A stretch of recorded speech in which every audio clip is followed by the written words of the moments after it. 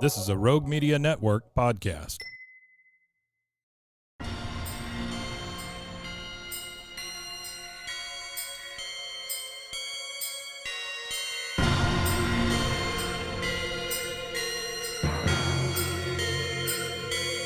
BooBaes.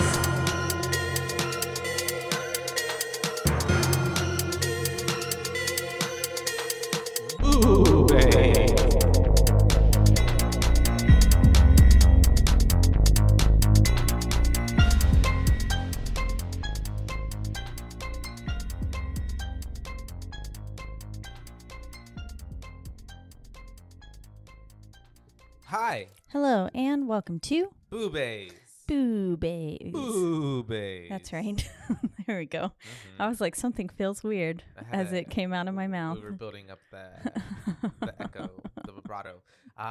Yeah, here once again to talk about some spooky, spectacular horror film.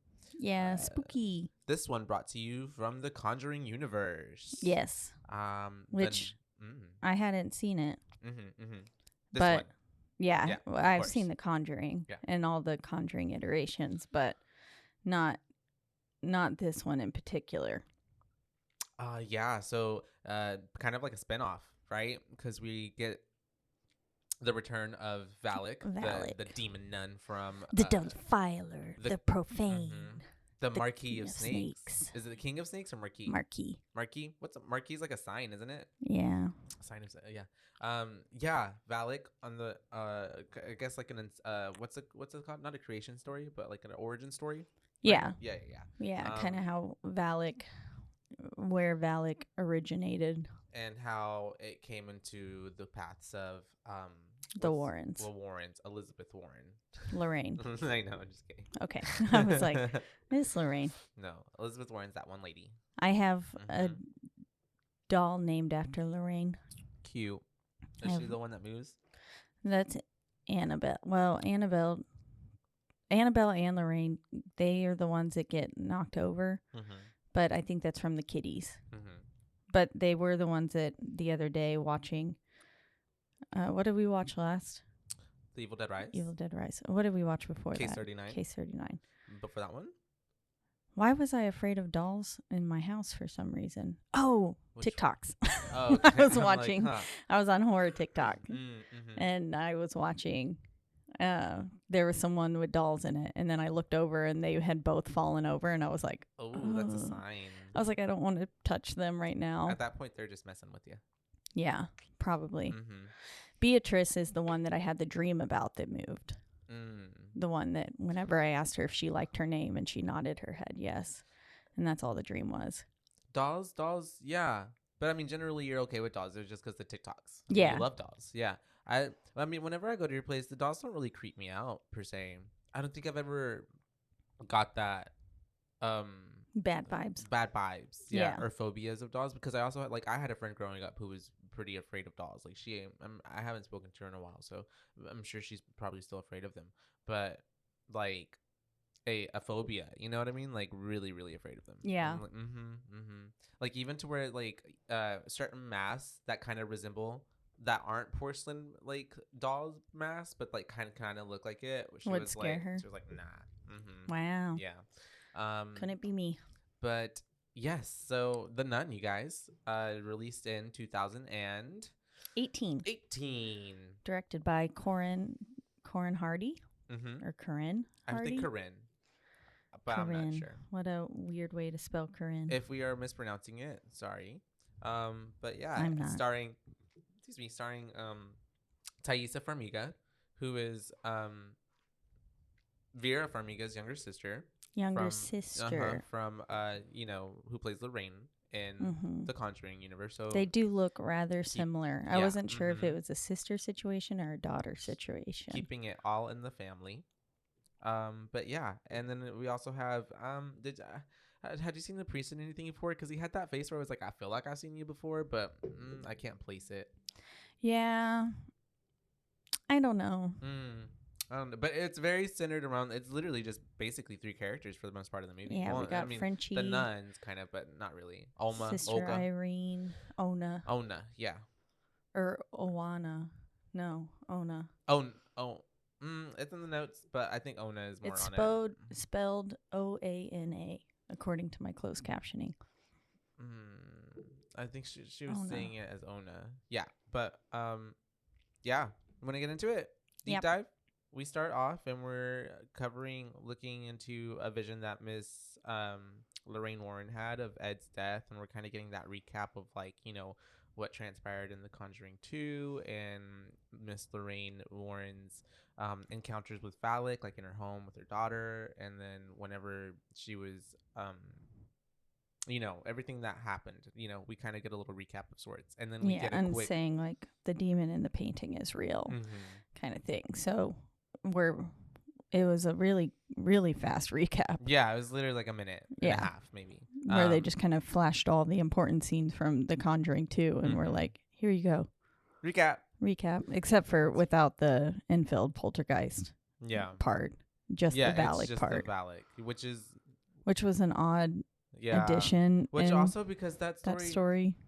Because they were like almost like driving two narratives at the same time. Yeah. Which was the whole issue with The Conjuring 3. The Devil Made Me Do It. Which was like multiple. That was like 5 stories. Yeah. And that they were trying to complete all in one, and they should have just left it alone. We had the Arnie trial, the witch cult daddy Avenue daddy thing. Oh yeah. So much. But yes. So much. And then we literally just go back in a time machine, and we are in 1952. At the Abbey of St. Carta Romana. This is 20 years before the events that happen in the Conjuring 2, which we pick up later. But yeah, that's just to see like the time of reference where we're at. Or the Conjuring 1. Conjuring 1? Oh, okay. Well, yes. Yeah, you're right. I'm so sorry. Yes. You are right. Yeah, because that's where they end up at the end. Yeah. But which I was like, ooh, so clever. Full circle. Yeah. I'd be curious to go back and watch The Conjuring 1 to see if it is the same guy or if they just like they probably recast it. But if I remember correctly, in the first one, they didn't really show his face that much. They just showed his body kind of more crouchedy, and they showed just that like cross like moving through his body. I don't remember seeing his face in the first one. I feel like there was a flash of his face, but I don't know. Yeah, I would like to go back and rewatch the first one just to see how well it lines up, like how well thought out this was, because that gave me a deeper appreciation for this film. Yeah. Because a lot of this film was a little cheap, in my opinion. A lot of boo. Yeah. But 2 jump scares did get me, though. I did jump, even though I was fully expecting them. I think it was once when the nun fell down from the tree when Frenchie was in the cemetery. I was like, she's going to pop out. Yeah. And I was like, it's going to happen. It's going to happen. And then I was like, oh, fuck. Yeah. And then, then it also turned into more of like a chase scene. So then you're like, yeah, I was like, is she going to charge him? What's going to happen? But I part of me was like, no, she's going to hang from the tree. And she did. Yeah. And then the other one that got me was whenever Miss Sister Irene gets charged in the tunnel by that one that like she's got the one nun behind her, and then that other one comes out and like pushes her up against the wall. Oh. I know which part you're talking about, but no, this is at the end. Whenever she's got that one nun behind her with the black face. Black face, yes. Yeah. And then the other one comes up and charges her. Yeah. That because she's like, I wasn't expecting she's like, that. Sister Irene, this way. Yeah. And then she's like, pussed up. Yeah. I was not expecting another human or entity to pop up there. So it got me. Suki was sleeping on me. And I was like, poor baby. She was like, what the fuck? What the fuck, Mom? That's a jolt of energy. Why are you moving? You're just making sure she was alive and healthy. Suki also kept making biscuits on my face while I was trying to write my notes. She kept putting her little paws like doing this on my face, and it hurts. It hurt? Oh, because her nails? Yeah, she's got claws. And so she was just like being so sweet, and she was doing this. But she's really trying to cook you. She was preparing you to cook you. Yeah, she was trying to mince my face. I can always feel it later in the shower. Oh, because the little scratches, the micro scratches. I'll be washing my face, and I'm like, oh. No. She likes to do it a lot. And you will let her. I will, because she's a sweet baby.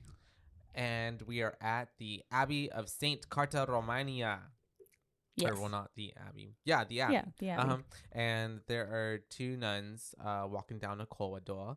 It looks like we've got some business to attend to. It looks like something serious is happening. It's also a little scary because it's dark and there are like crosses all around them and stuff and hanging.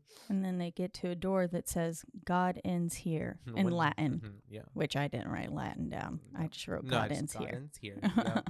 And we have the older sister, being Sister Jessica, opening the door. And what does she tells the other sister, Victoria, something real quick. She says something about a relic, I think. Then we got to protect something or something like that. Yeah. Or she's like, you know what you got to do. And then she walks in and then it's like just abyss. And then we hear her scream and Sister Victoria's like, gets on her knees and starts praying. Yeah. The Lord's Prayer. And then Sister Jessica pops back out with bloody hand and is like, we need that relic, blah, blah, blah. Or like, you know what you got to do. And that's when she was like, I can't. But goes to do what it is she needs to do anyways.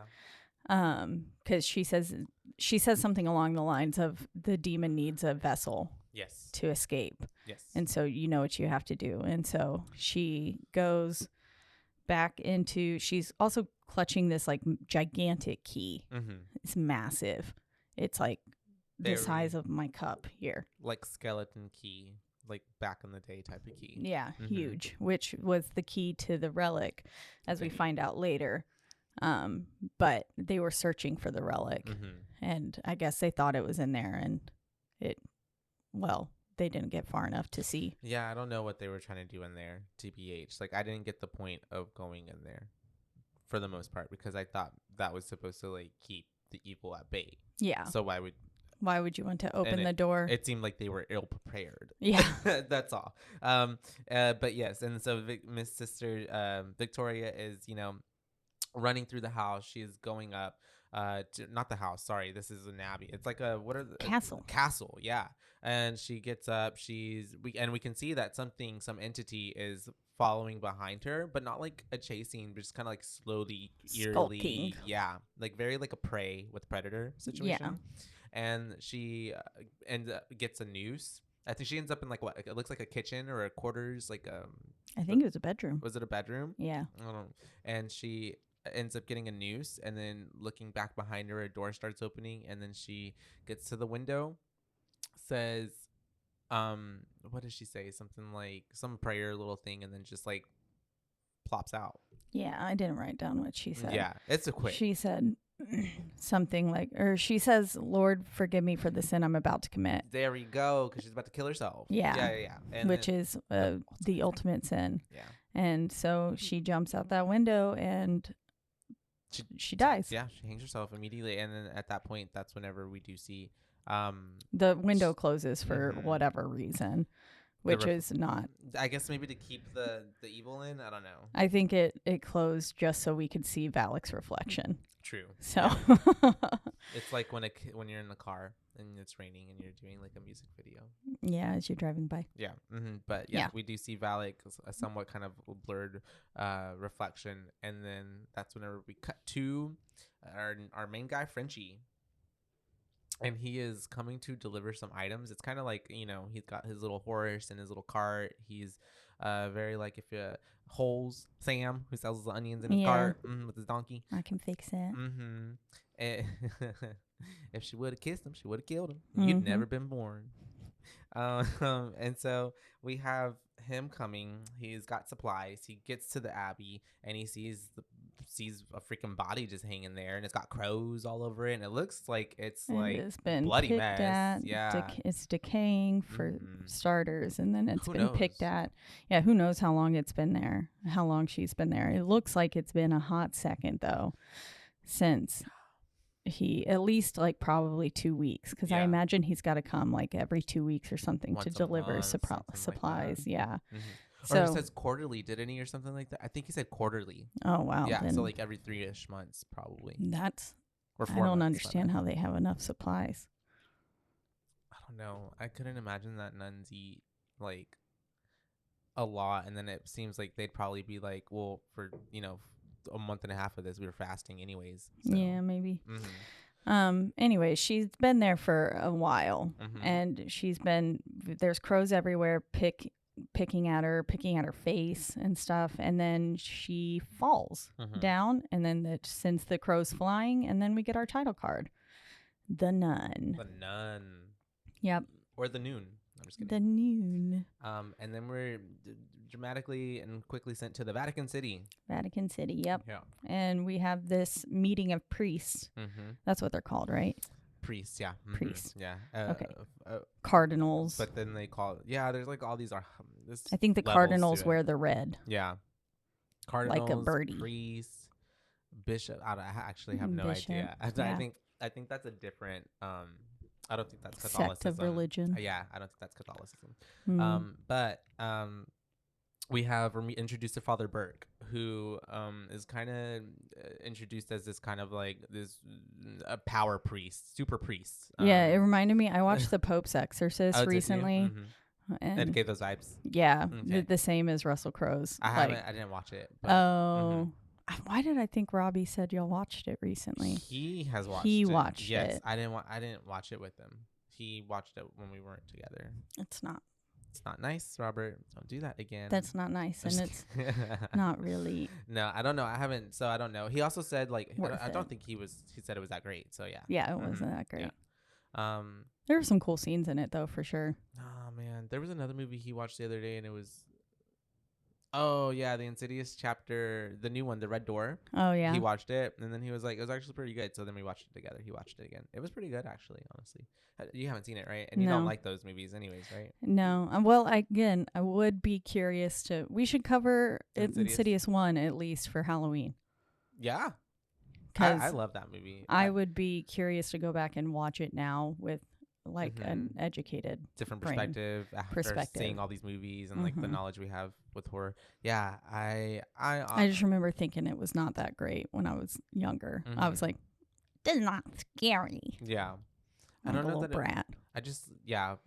We'll get there. Okay. But yes, so we are, Father Burke, he is super priest. He has this, resume of like doing, exorcisms and all these other things and helping people in churches and all these, he's kind of like, the PR for the Catholic Church. So they got to send him out somewhere because there's an issue going on at the Abbey.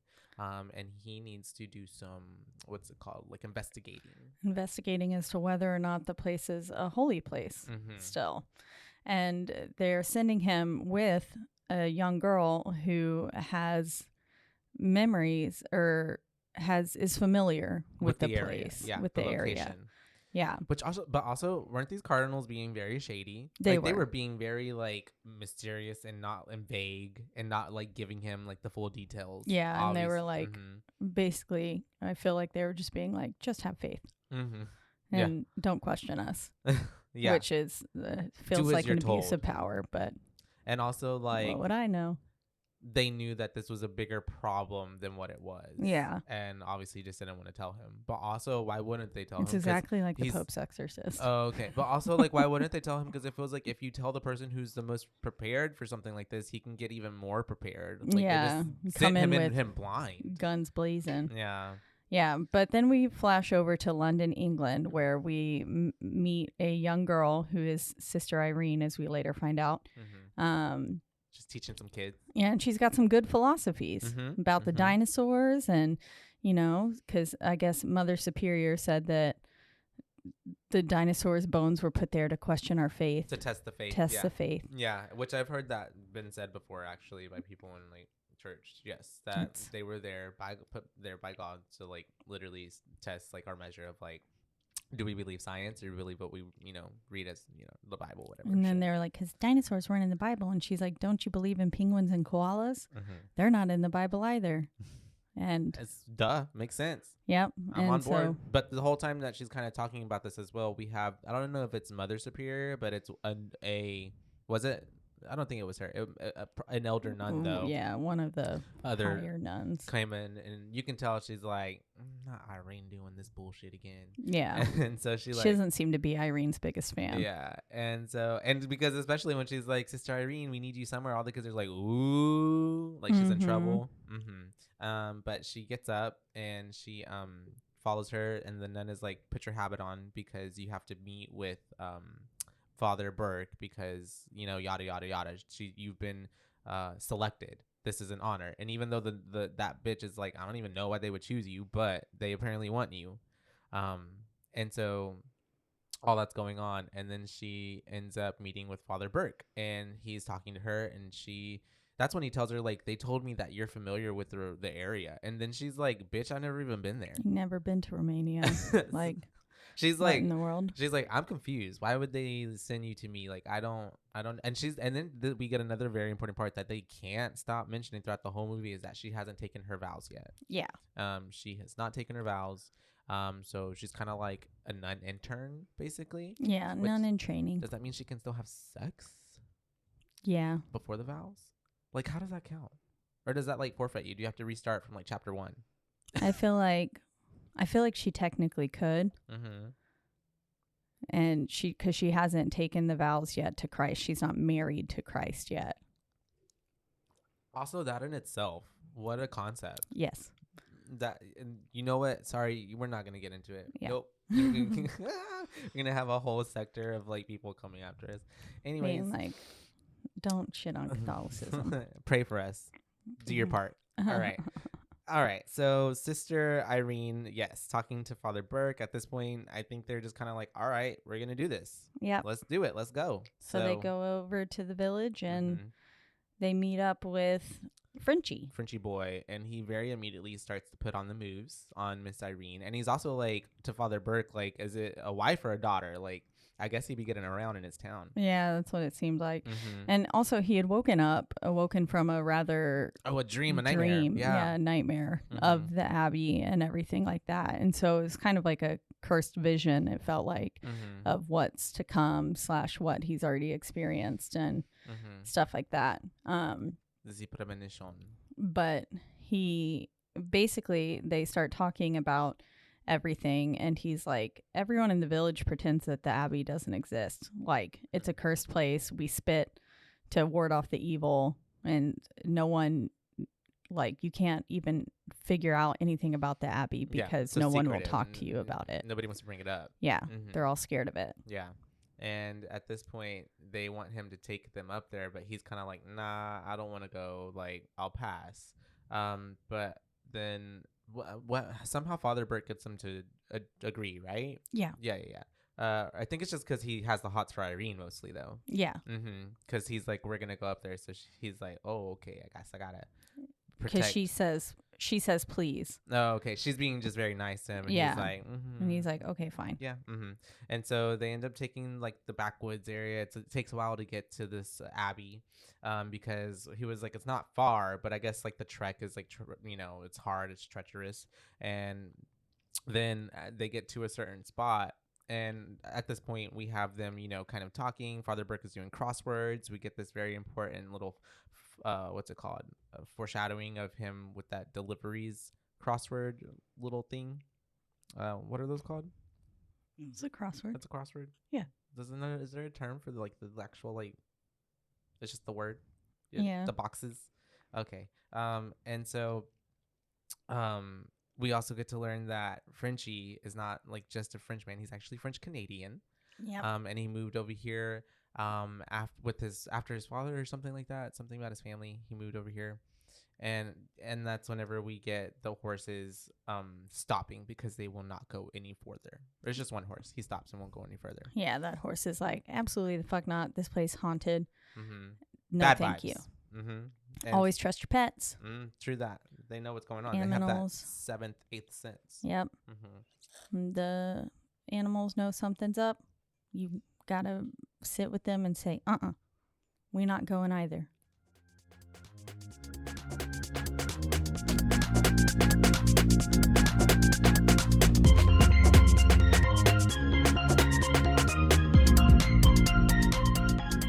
Did you know you could be putting oil and chemicals in your coffee? I love coffee creamer, but I don't think I've ever turned the bottle around to actually see what's inside. When I did, I found out many of my favorite creamers contain ingredients I would never intentionally add to my coffee cup, like canola oil, dipotassium phosphate, and artificial flavors. Laird Superfood all started when big wave surfer Laird Hamilton needed morning fuel that could allow him to spend the entire day chasing the ultimate wave. He couldn't find anything in the market that met his ingredient standards, so made himself the ultimate plant-based creamer. Laird Superfood started and launched its first product, Original Superfood Creamer, in 2015. Laird Superfoods contain no artificial flavors, colors, or additives, and no sugars from highly refined corn syrup. All Laird products are sustainably sourced and thoroughly tested to ensure that you're incorporating the cleanest, finest fuel into your routine. All Laird products are also made of all-natural whole food ingredients, and they are crafted from the highest quality all-natural real food ingredients. Are you ready to feel more energized, focused, and supported? Go to lairdsuperfood.com and add nourishing plant-based foods to fuel you from sunrise to sunset. Use our promo code BOO at checkout to save 15% off your purchase today. I love smoothies, but I don't love smoothie bar prices. With my BlendJet 2 portable blender, I can make smoothie bar quality beverages for a fraction of the price.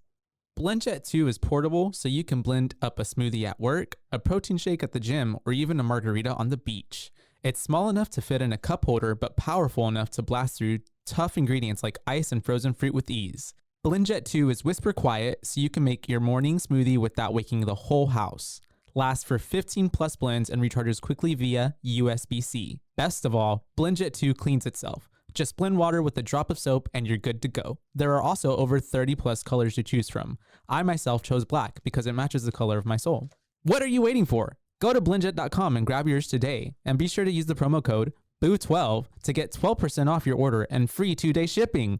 No other portable blender on the market comes close to this quality, power, and innovation of the BlendJet 2. They guarantee you'll love it or your money back. Blend anytime, anywhere with the BlendJet 2 portable blender. Go to blendjet.com and use the code BOO12 to get 12% off your order and free 2-day shipping. Shop today and get the best deal ever. Did you know that dehydration is the leading cause of daytime fatigue? I was shocked to learn that even mild dehydration can cause headaches, muscle weakness, and brain fog. But luckily, there's a solution. Cure! Cure Hydration is an oral rehydration solution that contains the perfect balance of electrolytes and glucose to help your body absorb water and rehydrate quickly. The formula is made with all natural ingredients like coconut water, powder, and pink Himalayan salt, and is free from artificial flavors, sweeteners, and preservatives. Cure Hydration is vegan, gluten-free, and non-GMO, making it a great option for anyone with dietary restrictions or preferences. The packets are convenient and easy to use. Just mix with water and drink. They're perfect for on the go, travel, or anytime you need a quick and effective hydration boost. Hydration is more than just drinking water. That's what Lauren Picasso, a lifelong endurance athlete, discovered as she struggled to stay hydrated no matter how much water she drank. Lauren founded Cure, a science-backed electrolyte drink mix to make hydrating easy for everyone. Cure believes that hydration should be simple and effective, but also clean and natural. That's why they use only the highest quality plant-based ingredients and avoid any artificial or harmful additives. They're committed to transparency and honesty. All of their ingredients are clearly listed on their website and packaging, and they're always happy to answer any questions or concerns. Ready to combat dehydration? Try Cure today and feel the difference for yourself. Use code BOO for 20% off your order. Are you tired of the same old boring puzzles? Mix things up with Wongo puzzles. Each puzzle is a custom design with intricate patterns and whimsical shapes that will keep you engaged for hours. Plus, their eco-friendly materials and commitment to sustainability make Wongo puzzles a guilt-free way to unwind. Wongo puzzles are 100% wooden puzzles, meaning they'll last forever. Each piece is hand-drawn, so no two pieces are the same, and you'll discover some fun, whimsy pieces as you work through it. They come in a custom wooden box, which is perfect for storage and gifting. With stunning design and unique shapes, Wongo puzzles are a cut above the rest. So what are you waiting for? Go to wongopuzzles.com and pick your puzzle today. And be sure to use the promo code BOO and get 10% off of your order. This is the most fun you've had with a puzzle guaranteed or your money back. Go to Wongo, WONGO, puzzles.com and use the code BOO to get 10% off your order and get puzzling right now. Wongo.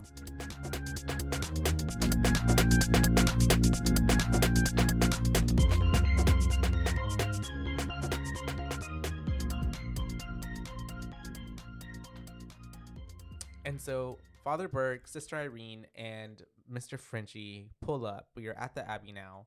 And this is whenever they're discussing that, we're here to, investigate the suicide, figure out what's going on. The building looks like it's decrepit almost as well. Yeah, it has massive holes in it from bombing that took place back in, I'm assuming, World War II and stuff. And then also they're asking like Frenchie, you know, did you talk to anybody? Like, what was the vibes? And he's like, I literally never talked to anybody all this time that I've been delivering here. And this is the first time I've seen a nun, and it was she was dead, literally. And then we also get information that he's been delivering for 2 years there. And then they end up going to the ice house because he's like, I got to show you where I put the body. The really creepy thing, though, is that whenever they do get into the ice house and they're looking at the body, it's sitting upright. And he's like, Father, I got to tell you one thing.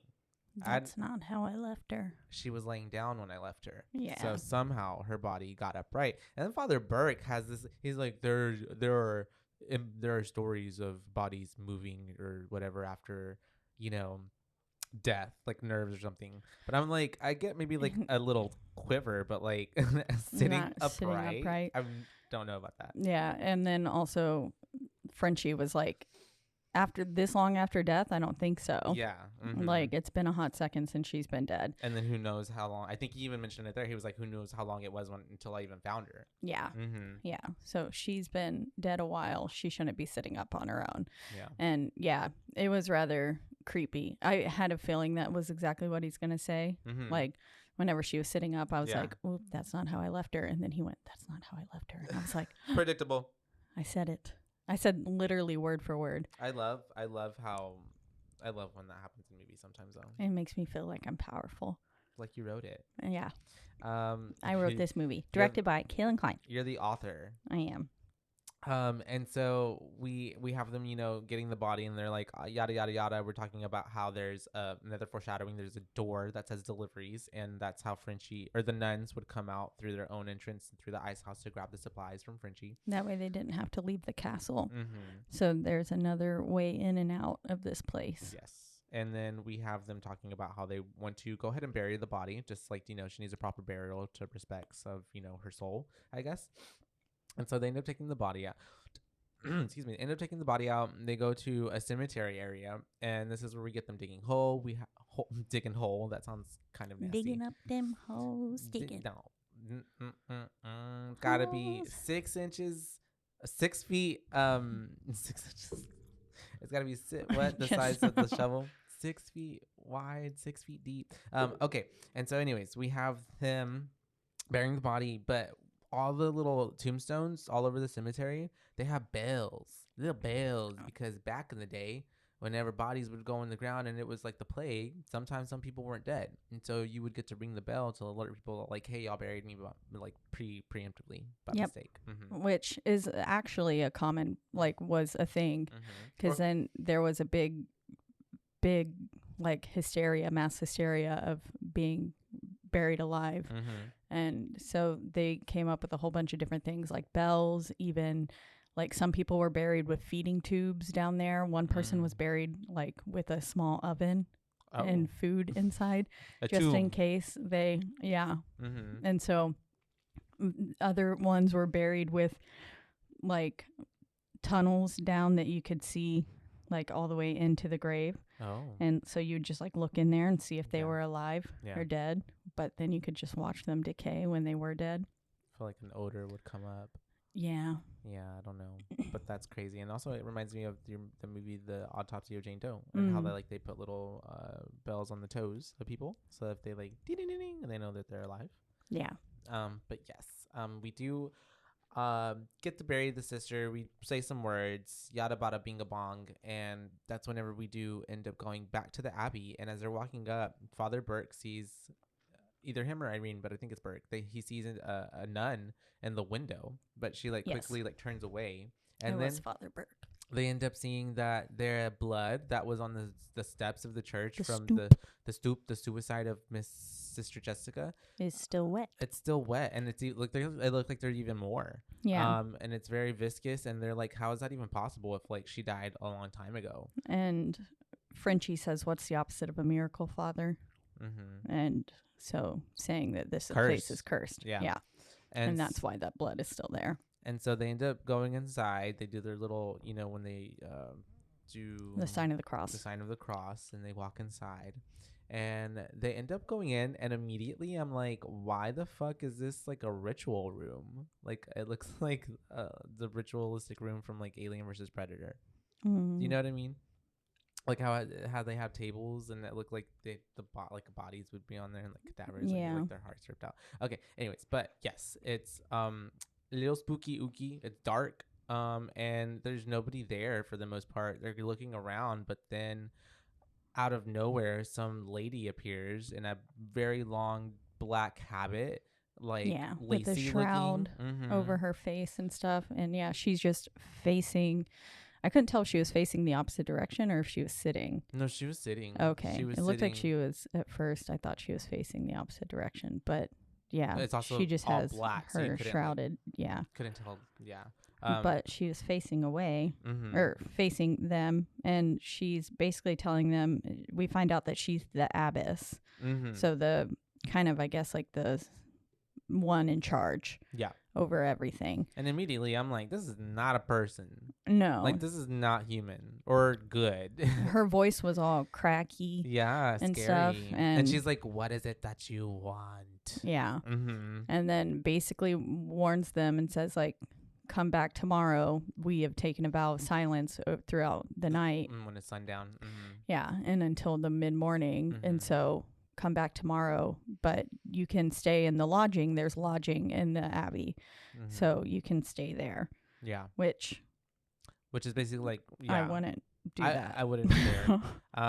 But yeah, they end up staying on the property. Frenchie is like, deuces, I'm gonna head out. I'll come back in a few days. And Father Burke tells him to come back, in a few days. Check up and on I was them. like, that's a bad idea. Yeah. It reminded me of like Ichabod Crane. Yeah, very much so. And so as Frenchie is leaving, he's walking through the woods and he ends up seeing a ghost nun who ends up being Sister Jessica, who killed herself. And she's like leading him basically through the cemetery. She has a little noose. She's a spirit. She ends up like, it's a little bit of a chase scene, like we were mentioning earlier. And then she ends up just fucking like falling out of the tree on top of him, like hanging herself. Yeah, she hangs herself, and then the rope breaks again, just like it did at the whenever he found her, and she falls on top of him. She's like all decayed and looks like, you know, evil and like a zombie, basically. Yeah, her face is still half eaten from the crows, and she's like, rah! Yeah, and it really freaks him out, you know, rightly so. So he ends up getting up, running away. He's like in the graveyard, and he's got all this fog around him. I'll take that. And he steals the cross from the grave, which is a tomb, which is like someone's tombstone, right? Yeah, headstone. Yeah. Headstone, yeah. That's but it was funny. Yeah. I think that in itself gets you cursed, doesn't it? Yeah, I feel like. But yeah, he runs away with that huge ass cross, and then we end up getting back to Sister Irene, I believe. And that's whenever she's like kind of looking through the abbey, and or her quarters, I guess, wherever it is, because they're not technically like they're outside of the abbey, but in the abbey, like, you know what I mean? And we get a photograph of these 4 nuns in a picture. She's talking to Burke. They're having like a little dinner thing, and this is when we learn about her visions that she had when she was a little girl. She says she's had a series of visions ever since she was little, and her father thought she was mentally ill at first, but then the sisters at her convent helped her out and stuff and told her, you know, like, that you're not crazy, basically. She's like divinely blessed with these visions for some reason, and there's and she said all visions, because he kind of asked her like, well, what were they? And she was like, I don't really remember all of it, but I just know that at the end of it, I always had the same thought that Mary points the way. And then he kind of goes on to explain that, you know, he also dealt with somebody who had visions like that, and his parents and everyone brought him in, and he decided that he was possessed and ended up performing an exorcism on him. In a barnyard. And this little boy's name was Daniel. Little demon boy Daniel. Boy, he was possessed. They have him like tied up where it's like your legs and your arms are all like pulled all, you know, in every direction. Opposite directions. And in the in the heat of the exorcism, Daniel Daniel took like on all these like physical injuries, and he ended up succumbing to these injuries and dying. And so Father Burke still has like a lot of remorse and guilt, and he feels like kind of blames himself. He says like he was basically too ambitious in wanting his own, like, to be like, hey, I got this demon out, we saved him, but like in doing so he ended up killing the boy. So he obviously has a lot of guilt with that, and that comes up a lot more in the film. And the Valak, the evil entity in this film, plays a lot on that to torment him. Yeah, which we found that Valak tends to do that. Your worst in fears, The Conjuring too and stuff as well. Valak also did that. So it's kind of Valak's MO, yeah. So we end up, it's nighttime, people are sleeping, but a radio turns on, and it starts playing like a little ditty, jazzy music. And Father Burke is in his bed asleep, but that's whenever we see that he wakes up, he's hearing the music, he goes to investigate. He has like a flashlight, and also not me like thinking like, oh, we had flashlights in 1952. I know, I also thought that. I was like, wait, hold up. I was like, my ignorance. They probably came out a long time ago. But yeah, he's got that flashlight. He's looking around, and he flashes it on. As soon as he flashes it on the radio, it goes off. It shuts off, and the way it shut off was so creepy. Of course, yeah. Too. It's like, yeah, yeah. The way things die. I didn't like it. I was like, ooh, bad vibes. It made me say, oop. And so something bad's about to happen. And then something like there's like a a shadowy silhouette. Is that a silhouette? A figure. Something goes by him, and then he ends up seeing something run by him. And then he's like he ends up going through like a hall, and then he goes through like all these sheets. And I'm assuming they were doing legs. Laundry. Yeah, he sees little legs. Also, who was doing laundry because they're all dead. Yeah. And he ends up seeing it's Daniel. Daniel is a little boy, that he was talking about earlier, is running through the fucking halls of this castle. And then he ends up taking him out into the graveyard, and kind of essentially what the evil entity wanted, because he's trying to find him. Daniel's hiding behind headstones, and then you see his little head poke out every now and which then. Which is pretty creepy. It was pretty creepy. And then all of a sudden he's standing in front of one, and he's like, why, blah, blah, blah, why didn't you help me? And then all of a sudden he just like vomit a snake. The snake's like going really fast in the grass and starts going towards Burke and starts to lunge at him, and it makes Father Burke go back. But as he's doing that, he ends up falling into a freaking open, like, what is open grave, yeah. And there's a casket there for him, and then it just like shuts on him, and all of a sudden he's magically covered with the dirt, and it's been grown over him. So grass and everything, tombstone and all that already had "Here lies Father Burke," Anthony Burke. Yeah. That part was a bit kitschy. Yeah. It's fantastical. But anyways. And he's got the bell too. Yeah. So we see that he's got the bell ringing. Ugh, the snaky. I hate that Valak is the Marquis of Snakes. I'm so afraid of snakes. Well, also too, for being the Marquis of Snakes, I feel like there should have been more snakes. There's just that one, right? No, there's the other one at the end that bites his eyeball. Oh, yeah. And wraps around his neck. On Frenchie? On Burke. That is towards the end, right? Yes. Whenever they're having the big countdown or showdown, but then even at the end, right? Whenever we get the recap of what happened to Frenchie, there is a snake there, wasn't there? That maybe slithered into a mouth. Maybe not. Oh yeah. Okay. Yeah, from Valak's mouth into Frenchie. Yeah. Okay. Got it. But yes, we're now back with Irene, and she was asleep, but she wakes up, and this is whenever was it a dream, or she just wakes up, or a vision? I feel like she was having a vision or something. Maybe not, but she wakes up, and then that's whenever she starts like looking around and snooping, and then we get like Valak's shadow in the background, like the nun background. Yeah, she's being stalked. By a nun figure now. And then she's just like kind of still looking through the whole castle, but that's whenever the father is like, he's screaming So we can tell he's trying to make an attempt for someone to help him. He's screaming for Sister Irene, and she ends up following a nun that she thinks she sees and enters a chapel with a bunch of other nuns. Yeah, and she hears like chanting. Mm-hmm. So she follows the chanting. Yeah. And then she's in this little room with all these nuns bowed down praying, and all of a sudden just this giant shadow appears on the wall. It like stands up as if it's like behind her or something. Mm-hmm. And then it walks its way across the wall, very much like in The Conjuring 2, whenever the around the room frame. back to the painting. Yeah. Yeah, it reminded me very much of that. And then once it reaches the mirror, the body actually appears. You get the apparition from of it behind her. Yeah. And then so she turns around and nothing's behind her. And so that part was pretty cool. That was really neat. I thought it was a really clever idea. It looked really good.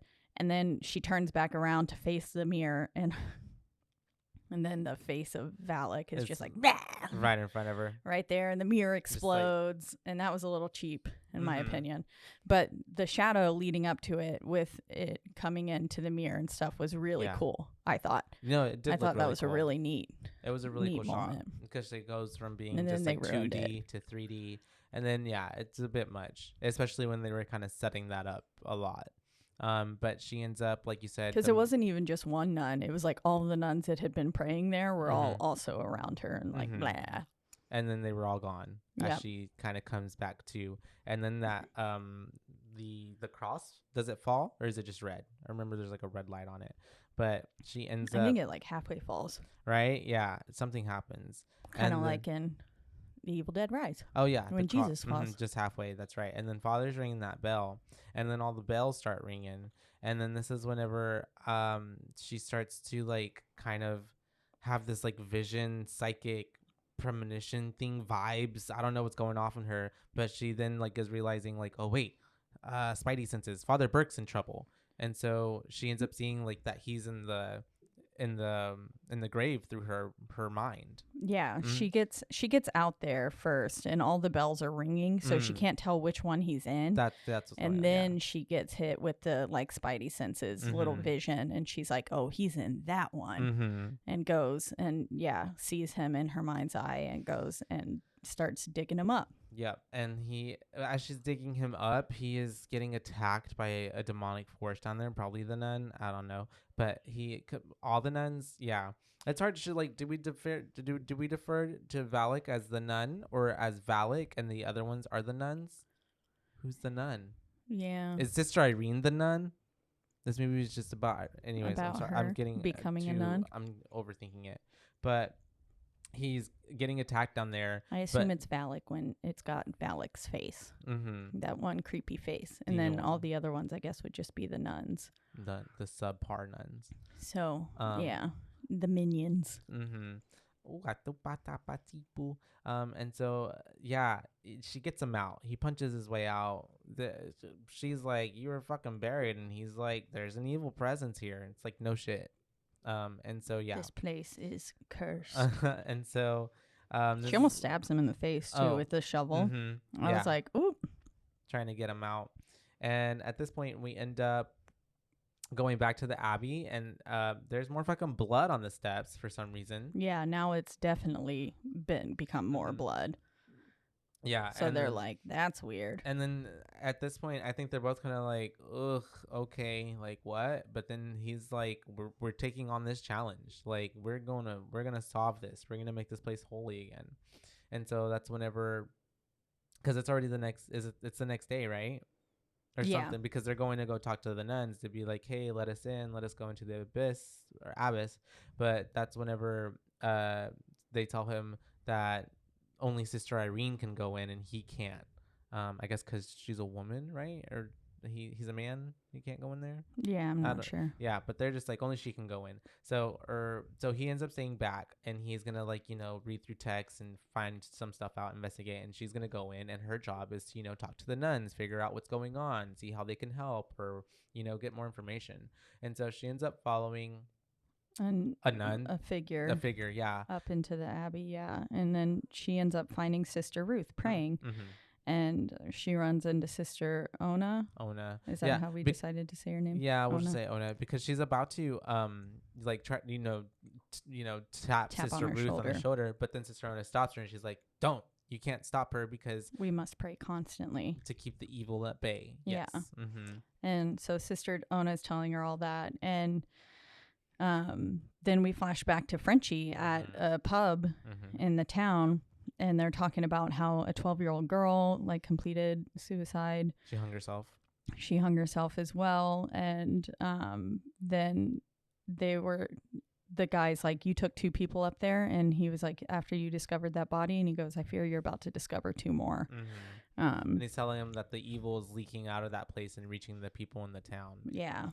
And so he's got to do something about it. And so Frenchie's like, "Oh, I can't let them die." So we kind of see that that's the turning point determining for him to come back. Yeah. Earlier than the 2 days, because it's only been a day. Yeah. And then we flash to Father Burke, and he's in the room researching, and that's right as he finds Valak's picture in the book, and he says the defiler, the profane, the marquis of snakes and stuff. The room traps him in. The like gate thing that comes down just like shuts on him, and he's like, hello? Traps him in there, and then also traps Sister Irene in the abbey. Yeah. Abbess. I don't know. Abbess, but whatever. In that the abbess is the main person. Oh, okay. So the abbey is just okay. So she gets trapped on that side as well. And then that's whenever we have Irene talking to Sister Ona, and she's giving her the backstory of like how this place came to be, how it was built a long time ago by a duke who was a little bit crazy and was trying to contact hell and spirits, and he was opening up a gateway to allow evil inside of evil out into the earth. But the church stopped him just in time by killing him, and then they sealed up the evil and put it back with an old relic that had the blood of Jesus Christ. Yep. Which is wild to think about. And then throughout all of that, years later, whenever the war started, because of the bombings, the evil was unsealed. And so that's why that's why they pray every day, and they have to keep praying to keep the evil from, being unleashed. And that's the role of the nuns. And then they also bring up how Sister Irene saw this evil presence in that room whenever the mirror shattered. And that's whenever Sister Ona is like, "Oh, we all see her." Too. Yeah. She skulks around at night, and she takes the shape of a nun to look hide. like us. Yeah. Yeah. But then she shows us her. She didn't use fears. It's like something else. I don't remember the verbiage, but yeah. She also explains how Sister Victoria's death was a tragedy for the convent, and that she was the most devoted of all of them, which was like, oh shit, yeah, kind of thing. And then she takes her to her room, which is the same room that Sister Victoria jumped out the window in. Yeah. And then she locks her in there. Yeah, locks her in there, which I was like, that's pretty sketch. And I was like, why are they making her sleep in that room? That's scary.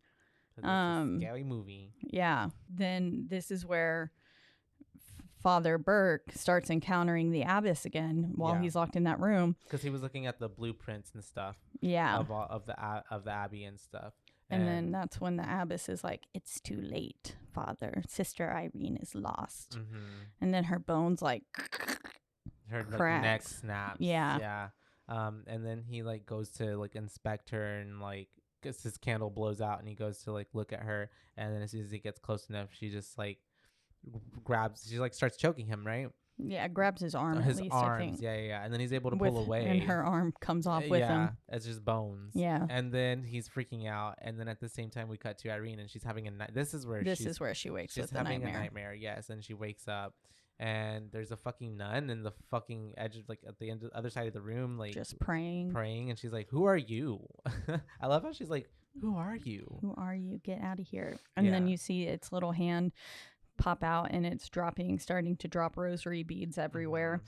And I love how when she's like, we see the POV of her coming towards it, the cross starts like slowly turning upside down. just like it did at the beginning of the film. And in The Conjuring too, how the crosses were turned upside down.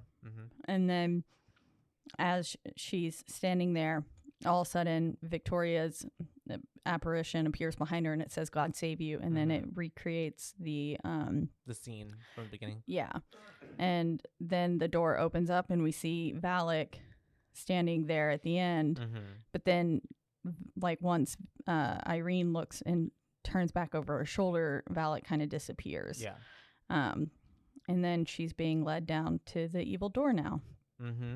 And the God ends here door. Yeah, ends up making her way down there. She ends up getting close, but not all the way close. And then her candle blows out, and then the door opens. And that's whenever we see that Valak is at the end of the hallway looking at her menacingly in the shadows. And I love how she goes, "Oh God." And basically it turns into a wind tunnel vortex situation. Yeah, she's like getting sucked into Valak. Valak's like Kirby. Valak and Sister Irene is holding the key, this big ass key, and that's whenever Valak's trying to get the key from her. It ends up blowing down to the ground, but instead of just letting the key go all the way to the Valak, Irene lets go of the cross or whatever she was holding onto and grabs the key, and she ends up getting like sucked all the way to the door. But instead of going through the door is like closed now for some reason, and she ends up on the back of the door, and she falls, and she's like, "What the fuck?" And she's like, really, she actually did a really good job here. Like I thought she was genuinely scared, like she was terrified. Yeah. And then she ends up running, and that's whenever because hands break through the door. That's right. Yeah. Hands break through the door and like grab her head. So then she's like, "Wah!" Yeah. Starts running, and then this Sister bitch Ona stops. Yeah, she does. She stops, turns around for a second, and I was like, "Bitch, don't turn around! What the hell are you doing?" And then and then this is where Sister Ona grabs her and tells her they have to pray. She's like, "We have to go. We have to pray all night." And then she's like, "You need to go now," and tells her to go. So we find out that later, when we find out that all the nuns are dead, Sister Ona's ghost is protecting her. Yeah, which is nice. It's good to have a ghost on your side. And at the same time, we have Burke. He is following what he sees like to be the abbess, and she goes into, what are those things, like those booths, confession booth, and he goes in there to try to get her, but there's nobody in there. And at the same time, Irene is going into a chapel with Sister Ona, because that's where all the nuns are going to pray. And so they start to pray. They're all kind of down on their knees, they're praying, and that's whenever Irene sees that there's a body with a sheet over it, like when people are dead. And so she lifts it up, and it's fucking Sister Ona's body. Sister Ona's there, dead, with like blood dripping from her eyes, and then she's grasping a cross, and she's got 2 nails in the back of either of her hands, just like she was crucified or something. Yeah. Very sacrilegious. Yeah. And at the same time, we're cutting to Burke again, and he's getting attacked now by the spirit of Daniel, or maybe not even real Daniel, but like evil demon, demonic entity, fake Daniel. And at this Daniel that Valak has put forth. Yeah. And so at this point, we have more nuns coming into the chapel, and they start to pray. And the ghost of Sister Ona, or another one's like yelling at her to be like, "Don't stop praying." And so Sister Irene is praying on her knees, and that's whenever because they all got in there, and they were like, no matter what you hear, no matter what you see, don't stop praying. Like, stuff might happen, but you got to keep praying. And stuff does happen. And then all the nuns get like blown backwards, except for Irene. Yeah. And then that's whenever Jesus' head falls off, gets decapitated. And thankfully, at the same time, I think Burke is looking. He gets this idea. He remembers about the ice house and how there was another way to get into the abbey. And so he goes down there into the ice house.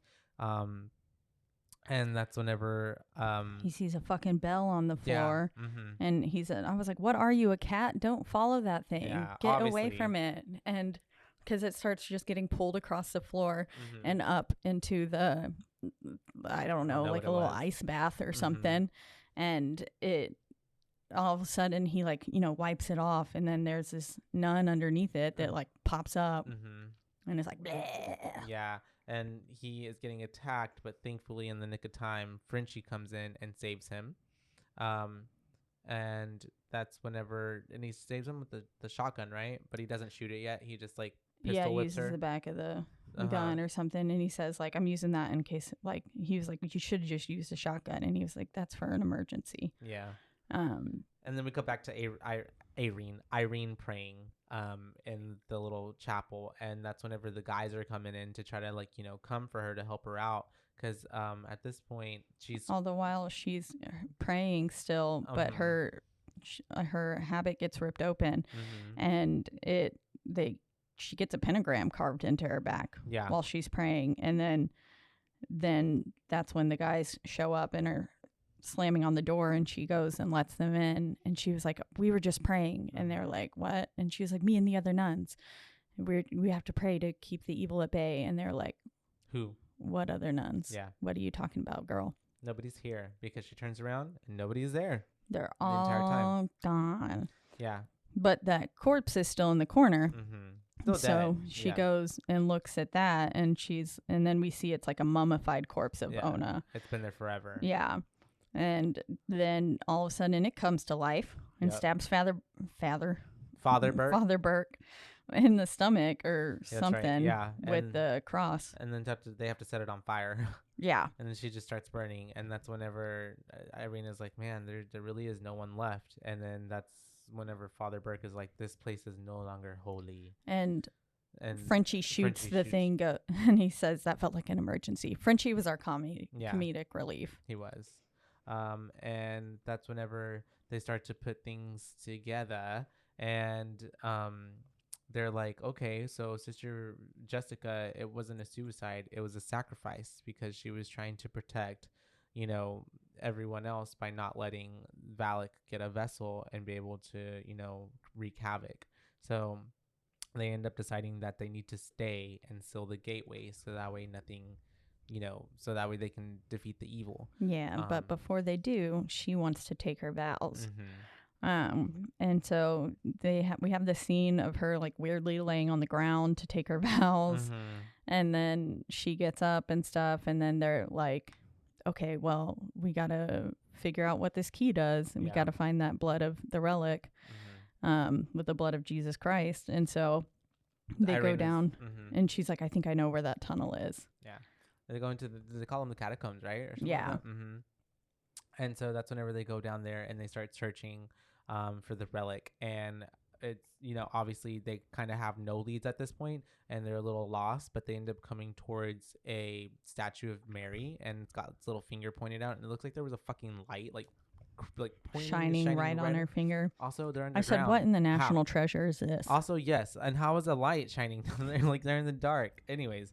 And so I guess there was one little hole, and it just maybe from the bombing. It's divine intervention. And it's God. Yeah, it was God. Yeah. And so he's like, don't you see it, Sister Irene? And Irene's like, nah, brah. What you talking about? What the fuck you talking about? And he's like, Mary points the way. Show me your visions. And then she puts the key into the wall. I was like, that doesn't look like a key would fit there at all. But okay. And it opens up, and we see the relic that has, which honestly, this little orb-looking thing was pretty cool. I want one. But it has the blood of Jesus Christ on a little cross vial tube-looking thing. Yeah, you just need a little bit of blood. And I love, Frenchie goes, holy shit. Yeah. And Father Burke goes, the holiest. So punny. And then I started thinking Jurassic Park. I'm like, instead of the dinosaurs, what if they just made a whole bunch of Jesuses? Clone Jesus. A bunch of Jesus. Like, but didn't they like try to do that like in real life? I have no idea. Or something from the shroud of Jesus. Like, didn't they find the shroud that like they believe covered Jesus's face? I don't know. I could see that probably happening, but I haven't heard that story yet. That's a conspiracy theory that I believed, or I dreamt it. It feels like that's one of those stories when you remember back in the day, when we were kids, the Inquisitor. Like those that have the alien stories and all that kind of stuff. The black and white one. Yes. That was like Bat Boy. Yeah. I loved looking at those and being in line. Aliens are real. And so aliens are real. They are. They're in our government. And they live in the ocean. They're in your home. They do. There's anyways. Cloverfield. All right. So we have her. We have why do I have Bride of Christ? Who's a Bride of Christ? She's the Bride of Christ. Sister Irene is the Bride of Christ now. And she's the one who's got to do the thing because she's the Bride of Christ. Yeah. Right? Yeah. That's what they're saying. And then that's whenever I think even like Frenchie's like, should we pray before we, get into this thing? And Father Burke is like, nah, man, there's a time for prayer and there's a time for action. And he's like, this is action. And I'm also thinking like, I probably would have helped to pray too. Yeah. Like, because that's what Frenchie says too. He's like, it probably still wouldn't hurt. Yeah. But they end up coming to the door that Sister Irene was at earlier and where we were at the beginning, the door that says God ends here. And right? Mm-hmm. No, yeah. And so that's whenever for some reason they all decide to split up, or because they're getting led in different ways by the spirits. Yeah, and they like Frenchie waits a while before he follows in, and so he kind of gets separated from them, and I think follow Frenchie first, and his light gets like blown out. It's because he's carrying like a fire torch. Yeah. A torch. Yeah. Well, it's because he ends up seeing Sister Irene like turn left into this one little room, and he's about to go into it, but then it's because he hears some noise, and so he's like, "I'm gonna go over here" for some odd reason, and then he ends up getting attacked by one of the nuns, and then his torch gets blown out. And then we have the scene that gave me the second jump scare, where Sister Irene turns that corner, and she's walking down the hallway, and we get that nun behind her, and then we hear Sister Irene this way. And then all of a sudden she gets attacked by another surprise nun. Pinned up against the wall. Yeah. And that pretty violent. That kind of made me be like, whoa. Yeah. And Irene, is able to get away, break free, and ends up running away.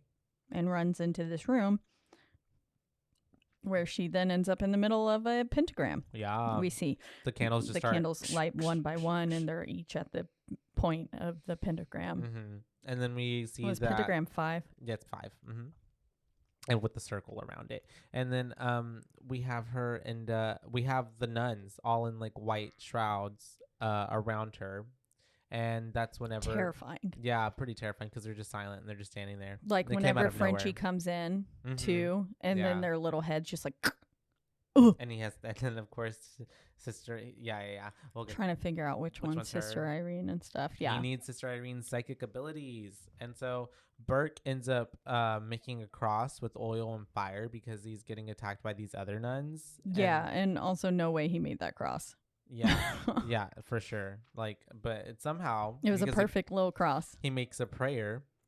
He says a little prayer, and it ends up being able to ward off the demon spirits. And so, he ends up making his way, goes back to try to get to Frenchie and Sister Irene.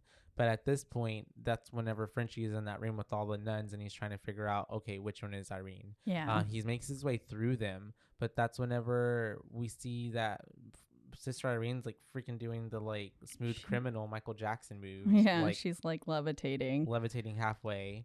But like at an angle. And so this is whenever he's looking at her and he's trying to talk to her, and then she's like, Valak's like, ha, too late, Irene. It's no longer Irene. She's demon. Become possessed. Yeah, and it ends up attacking. And she's like, you failed just as you failed everyone in your life. Yeah, she's like, and then it's like, you're not a real French man or something like that. And he's like, I'm not. I'm French Canadian. And ends up he has blood of the Jesus and smears it on the face. Yeah, and that sends Valak flying out of Irene's body into just the back room. And then all of a sudden Valak comes back up and grabs Frenchie because pissed off. Yeah, and sends Irene flying into the water. And then we kind of cut more to Irene there and not really focusing on Frenchie. It was just like we see Frenchie like get choked out. Yeah, and knocked out. Which I was like, not Frenchie. Yeah. But then we're with Irene in the water, and all of a sudden, Father Burke's there too now.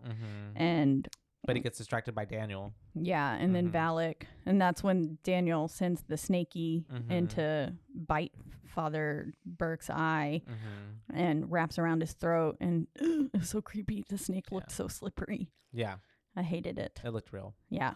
And then we have Valak demonically and evilly rising out of the water. Just like Evil Dead Rise. Mm-hmm. And is on top of the water floating on there. Also, Valak is tall. Yeah, very tall. Valak a tall boy. Very tall. Girl. Them. They. Who knows? Valak's a tall them. And that's and starts attacking Irene immediately, trying to drown her. But at the same time that all this is happening, Father Burke tries to step up and intervene, but he ends up getting like thrown really hard up against the wall, so that kind of knocks him out.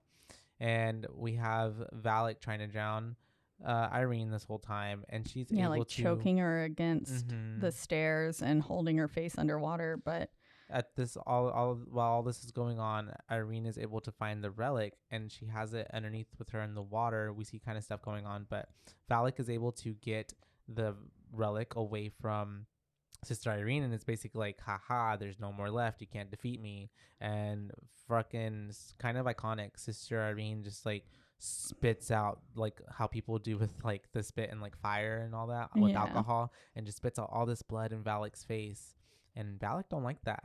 Yeah, and Valak starts like screaming, and the portal starts closing back up. All the water starts like rushing into the portal, and Valak's like melting basically. Yeah. And then, you know, this is where Irene kind of passes out as Valak is getting destroyed, and Frenchie comes up and saves her and gives her some CPR. Yeah. Well, he gives her just the kiss of life. Yeah. Not the chest compressions. And he slipped a tongue in there. Yeah, he probably did. And then she comes back to life. She spits up her water and stuff like that. And then we flash to the next day, and we're having happy little scenes of them kind of bandaging one another up. Yeah, taking care of each other. They're kind of just, you know, kind of very nonchalant, even after they just had this fucking... We just fought a demon. Literally, no big deal. Yeah, literally, just another day's work. And all in a day's work. She's talking to Frenchie. She asks what his name is at this point, and we find out his name is Maurice. And we see that he, as they're heading out and they're on the, you know, the, what's it called? The carriage, the thing, the whole. Yeah, carriage. He has a scar on his neck of an upside down cross. Yep, a little upside down cross appears, and he kind of scratches the back of it. It's kind of like whatever. And also it looked like it was protruding. So how did they not see that? Yeah. But maybe it was low enough to where I think his collar covered it. But whenever he bent his head down like that to scratch at it, we could see it. And that's whenever we have a flash also, forward. how often do you look at people's nape of their neck? All the time. Damn, that's a nice neck. And it's 20 years later. And we are now back with the Warrens. They're having their lecture that we saw at the beginning of the first Conjuring film, with the mother being in the audience. And we are seeing that the exorcism that they were performing in that movie at the beginning in the film was actually Maurice, who had, you know, they didn't know the extent of what had happened to him in that film at that point. But he had been possessed, and they were trying to save him. And that's whenever, you know, that's how Valak came into the life of Lorraine. And that's Ed Warren, and this is the one that was the exorcism that fucked Lorraine up, basically, and where she saw the premonition of Ed's death and everything. And so that was the one that made her like clam up and not talk for weeks on end and stuff, or not leave her room and stuff. So Valak really got to Lorraine. Yeah, which is Valak's seems like it's very pretty successful, because he's like, you know, got out the Abbey into Frenchie, and then in a way not necessarily possessing her, but like latched itself onto Lorraine through all that process. Yeah, who's a very powerful being. Yeah. And I'm sure, you know, being a medium as well, that helps or whatever. I feel like the demons and the spirits, like, obviously can recognize when someone is intuitive with that kind of stuff. And they're like, oh, all right, I'm gonna fuck with you. But yeah, that ends what would be the first chapter of The Nun, which is kind of exciting to be covering it, because within a week we will be having a second chapter of The Nun 2. The Nun Awaits. I'm just kidding. It's just The Nun 2. It's just The Nun 2, yeah. I haven't seen trailers or anything for this. I've seen a few, but but they're not trailers, like the teaser type of vibe ones. So like I know nothing really. It's just about like, what will happen. yeah, like I know nothing about the plot. I'm assuming hopefully it goes into I mean, continuation and it shows us Frenchie's possession. I'm not sure. That would be cool. It would be cool. I know that it has Sister Irene in it for sure. Like she is once again, I think, like going to be the main person. But I am not sure. You have any fun facts for us? Yeah. Well, do you want to tell us your views first? No, I want to hear the facts actually first. The fun facts. How do you say her name? Taissa Farmiga. Mm-hmm. Who plays Sister Irene in this film, is the younger sister of Vera, who plays Lorraine Warren in The Conjuring and all of the other Conjurings. The demon nun, played by Bonnie Aarons, also appeared in The Conjuring 2 and had a brief cameo in Annabelle Creation. And though the sisters' characters are not at all related to each other, they are both devout Catholics with clairvoyant abilities, not availabilities. Filming took place at the Corvin Castle in Hunadora, and in Sighisora. That sounds like a dinosaur. Yeah. Transylvania, Romania, and also at Mogosia Palace near Bucharest, Romania. Wow, that was the amount. I know Bucharest. That was a lot of words that I'm sure I just butchered, so I'm sorry. While The Conjuring and The Conjuring 2 are both based allegedly true events, this film story is entirely made up by the filmmakers. And after the demon nun from The Conjuring 2 proved to be a popular horror antagonist, a spinoff focusing on the character was greenlit, making her the second character to get her own feature after Annabelle. The Crooked Man from Conjuring 2 will be the third in The Crooked Man. That's pretty cool. I've been excited for that too because that's been in talks for a long time. The Crooked Man's terrifying too. Yeah. So, the events take place before Annabelle Creation, making it the first film chronologically in the series. Although the opening scenes of Annabelle Creation take place before the nun, the rest occurred afterward. So, yeah. Fun facts. Little fun facts. On to the booze. Let's start with the movie. It does seem to be kind of I like that they're trying to develop like kind of a universe of like the Conjuring world and stuff. And now we have all these other, side villains and stuff that can have their own movies. That's super cool. But I will agree with you. There are some aspects of the movie where it does seem not cheap. What's the word? I don't want to say cheap. It could be cheap if that's your opinion. But like they rushed it. Like they really were like, oh man, let's make more money and let's get this out soon. And I feel like if they could have taken a little more time and fleshed out maybe a little bit more of a deeper story to it, it would have been even more like scary. I don't know, because it did seem very like copy and paste, but we're just with nuns from like another type of possession movie or kind of situation. And of course, this movie really relied heavy on jump scares. There's so many jumps, like, we're going to do this now. And then also, for a story being, like, we kind of got, like, this almost, like, vague version of the nun in The Conjuring 2, where I feel like this one, it gave us a little bit more, but it didn't really give us that much. And then the nun itself, Valak, it didn't seem like, it was almost anticlimactic at the end when she was defeated, or it was defeated. Yeah. And it almost seemed like, is this all it can do? Like, we're just scaring and then like choking Irene. Like, that was the worst that kind of really happened. Yeah. So it just kind of seemed like the stakes weren't as high as I felt the movie wanted us to feel they were. I did enjoy Taissa. I thought she was really good as Sister Irene. She was pretty cool. I didn't really care too much about Father Burke, to be honest. And then I thought Frenchie was cool. He was like the comedy in the film that it needed.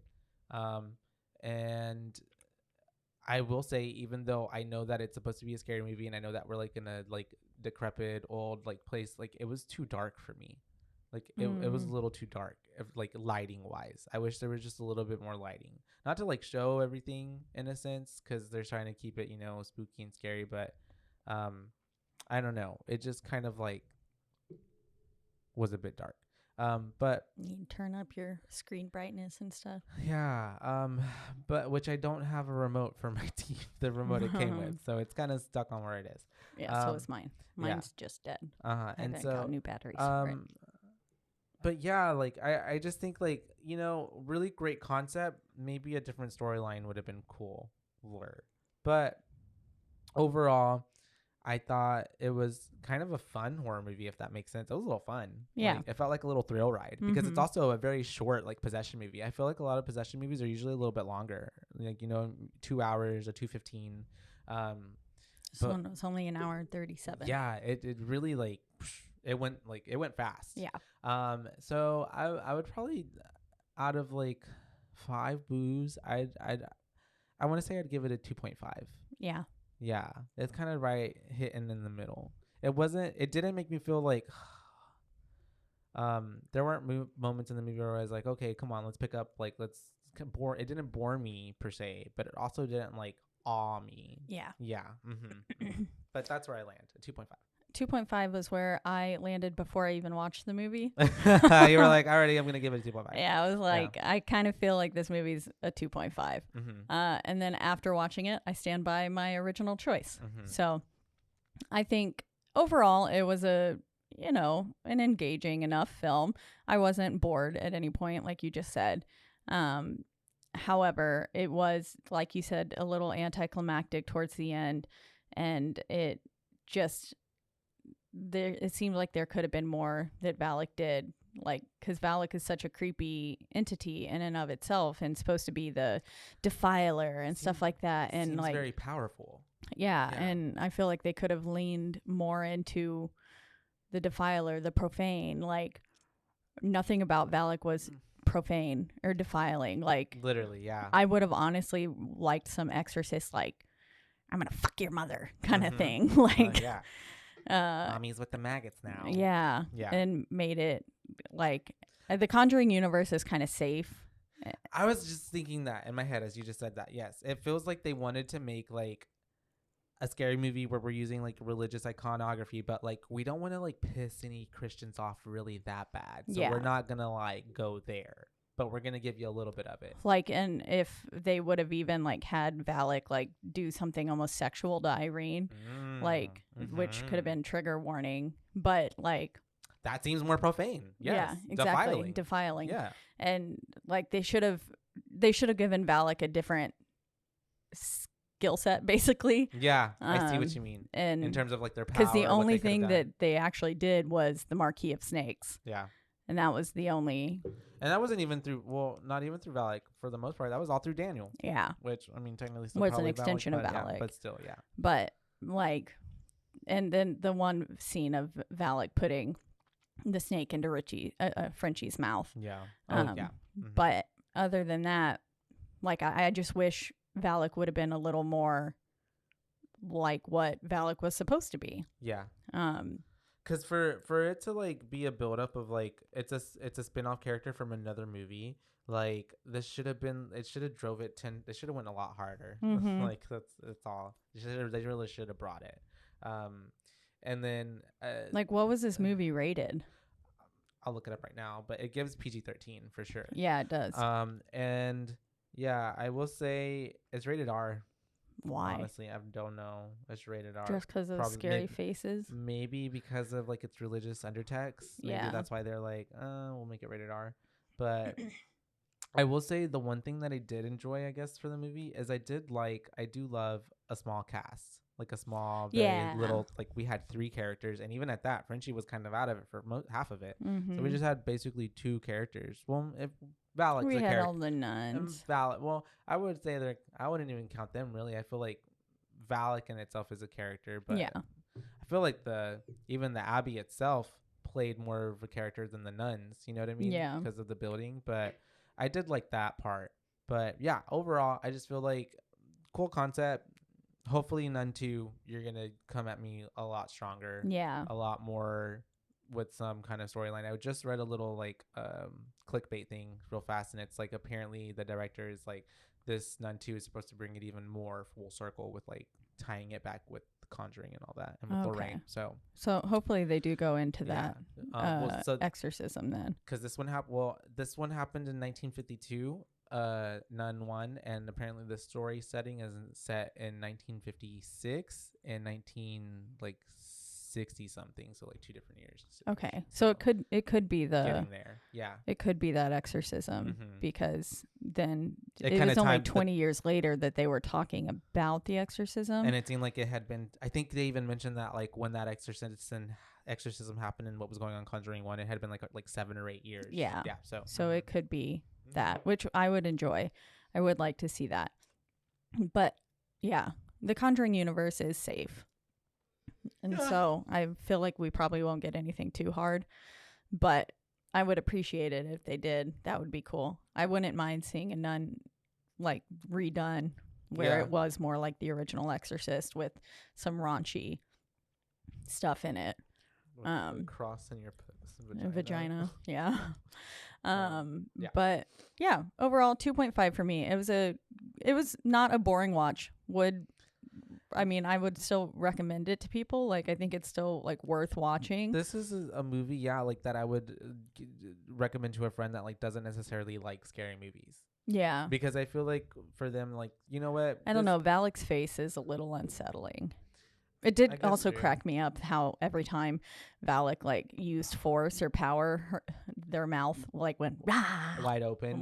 Yeah, I was like, like a silly. snake, maybe. But yeah, I would have been dope if Valak like could turn into a snake too. See, that would have been cool. Or like all of a sudden, like her whole body became the habit drops on the floor and then snakes just fall out. Yeah.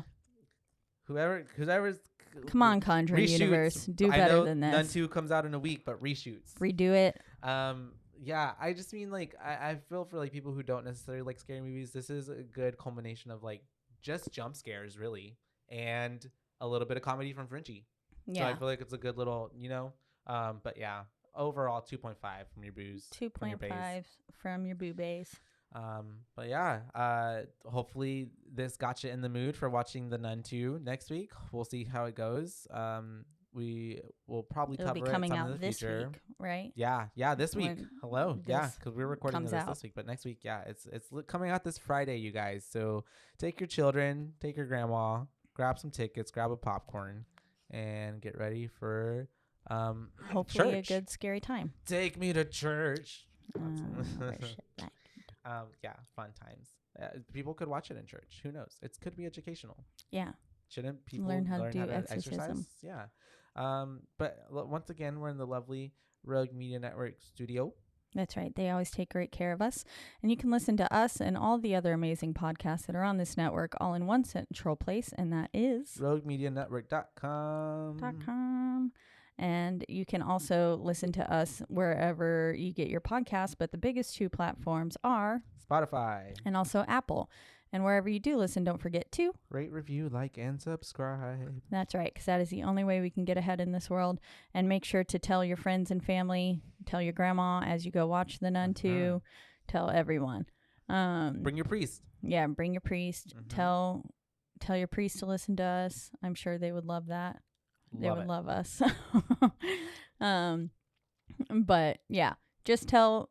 Word of mouth really helps get us around. And then if you want to let us know what movies you want us to cover for the Halloween season, and why we should watch the Insidious films and stuff like that, please reach out to us on our one social media platform, which is Instagram, and that is at BooBaes Podcast, BOOBAES, because we're your BooBaes, not your BooBabes. That's right.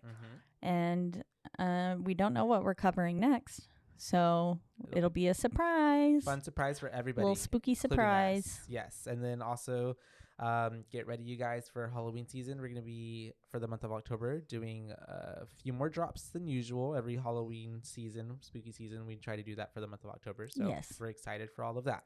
So, we are. And also taking requests. So yeah, like Caitlin said, please let us know what you want us to watch. Yes. And until next time. Until next time, you guys. Bye, baes. Bye, baes.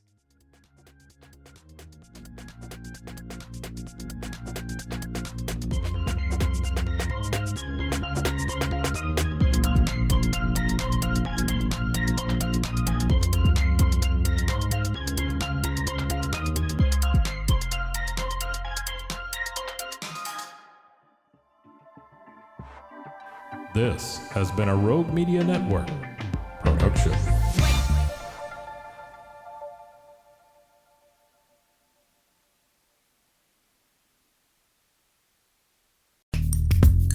Are you a podcaster? Let's talk podcast hosting. Are you tired of your current podcast host? Need real support in a community that gets it? At Rogue Media Network, we offer top-tier podcast hosting services to help you thrive. From hosting and distribution to dedicated support, we've got you covered. Starting as low as $25 a month. Join our community of passionate podcasters today. Contact us at hello@roguemedianetwork.com.